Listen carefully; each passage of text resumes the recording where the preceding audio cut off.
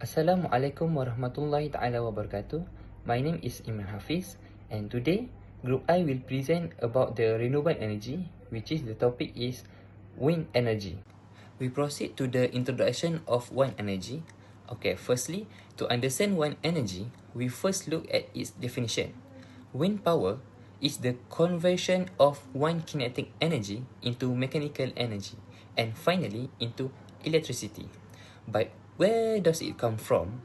The source is actually the movement of atmospheric air masses, which is caused by variation in solar heating across the Earth's surface. So, how do we capture it?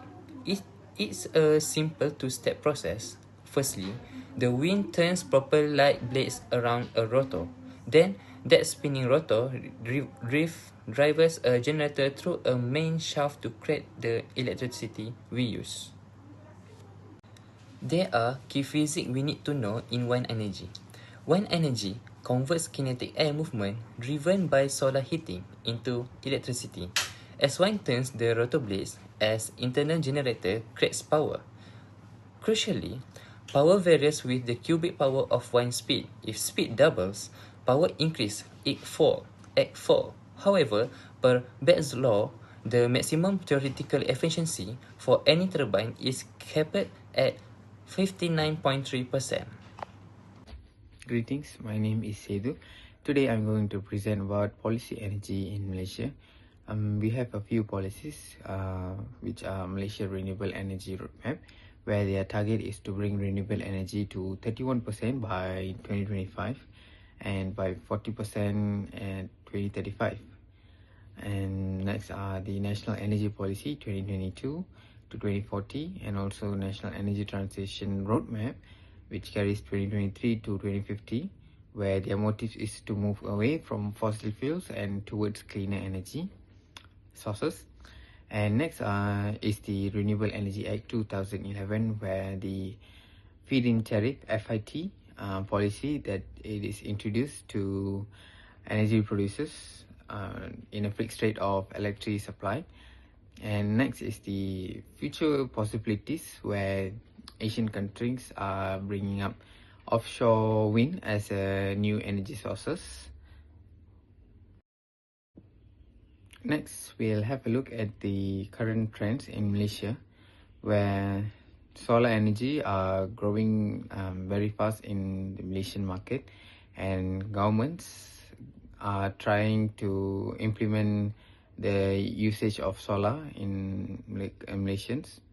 Next, the policy shift towards renewables, where government are introducing new policies that can boost up renewable energies and emphasize usage of renewable energies. Next is declining fossil fuel dependence, since Malaysia use fossil fuels as the main source of electricity production. So we are trying to decline the fossil fuel independence. And lastly, it's about Asian and regional cooperation, where Asian countries are bringing up offshore wind power as the new renewable sources of energy. That's all from me. Thank you. Assalamualaikum, my name is Muhammad Azim Dewa Azman and my matric number B0422100104. Next, I will discuss the issue and current trends of wind energy in Malaysia. Firstly, Malaysia faces a low wind resource. Our average wind speed is relatively low and inconsistent compared to a country like Europe, making large-scale wind power generation less efficient. Secondly, there is a weak political support. Wind energy is not a top priority in national energy planning, as the focus is still mainly on fossil fuel, solar energy. Another major issue is project failure. Several wind energy projects in Malaysia were unable to continue due to technical limitation, high cost and low power output, which reduced investor confidence. Lastly, grid stability is a challenge. Wind energy is intermittent, and integrating it into Malaysia existing power grid require advanced control system and energy storage to maintain a stable electricity supply. Okay, for the next slide is challenge of wind energy in Malaysia. Geographical and technical limitation. While wind energy hold potential, we face significant fundamental hurdles. Primarily, Malaysia's geographical location result in low wind speed, a low capacity factor, and inconsistent pattern that makes steady power generation a technical challenge. The second one is policy and market barrier. Beyond the environment, the market faces its own struggle. We are currently navigating with political support, coupled with the high initial cost of infrastructure and the high financing risk associated with new renewable projects. Okay, for the last one is operational hurdles. Finally, operational integration remains difficult. Identifying suitable location leads to seating difficulty and the long-term maintenance of this specialized turbine adds another layer of complexity to our energy transition. Thank you. I will present about advantage and disadvantage of wind energy.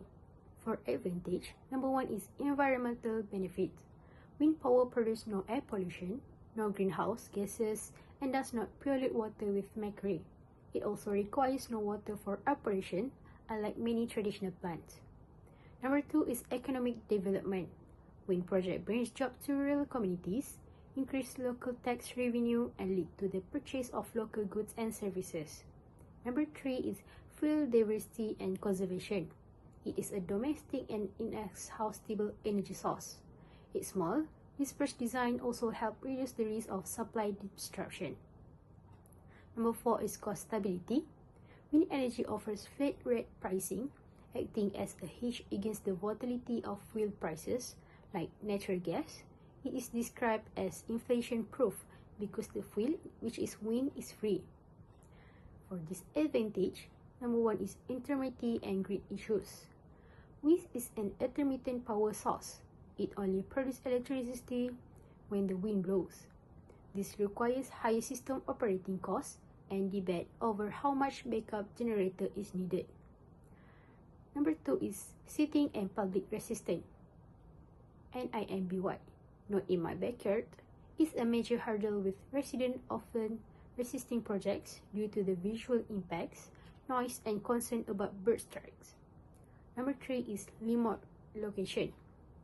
The best wind sites are often far from population centers and major grid connections, requiring significant investment in long-distance transmission lines. Number four, which is the last one, is market and policy barriers. High initial financing costs and inconsistent federal tax incentive can make development unstable. We proceed to the statistic data in wind energy. I'll be summarizing 3 key wind energy initiatives in Malaysia, ranging from operational pilots to academic research. The most prominent is the Perhentian Island project in Terengganu, using a hybrid wind, solar, and diesel system with 2 times 100 kilowatt turbines. This site has successfully reduced the island diesel dependency by 60%. In Sabah, the TNB Research Station at Pulau Layang-Layang operates as a solar wind hybrid pilot. Its main function is to test how turbine hardware survives the harsh, salty condition of a tropical maritime environment. And lastly, and the last one, university like UTM, USM, and UMT utilize this micro turbine under 5 kilowatts. These are strictly for educational and research and development purpose, focusing on data collection rather than commercial power output. Together, these sites represent the shift from testing to practical hybrid energy solution. Assalamualaikum warahmatullahi wabarakatuh. My name is Muhammad Amin Rawafi and I will explain to you the fact figure of wind energy. The maps illustrate wind speed distribution in Malaysia, where darker color represent higher wind speeds and lighter color indicate lower wind speeds. Higher wind speeds are mainly found in coastal areas. Next, wind speed distribution in Malaysia. This diagram explains the basic process of wind power generation. Wind rotates the turbine blades which drive a generator to produce electricity. The voltage is then increased using transformer and substation to allow efficient transmission over long distance. Finally, the electricity is sent to the power grid for distribution to users. Lastly, the comparison on onshore and offshore wind turbine development from 2019 to 2035. The figure shows the increase in size and power of wind turbine over time.